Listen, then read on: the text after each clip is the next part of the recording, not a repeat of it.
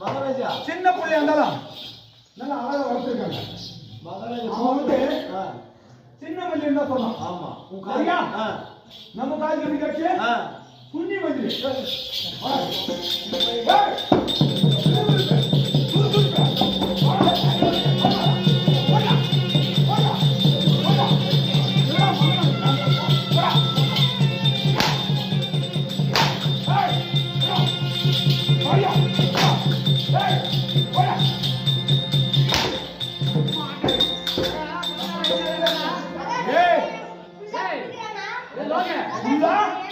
மகாராஜா கோவத்தோட வந்துடுற. ஓ கோவத்தோட வந்துடுறேன்.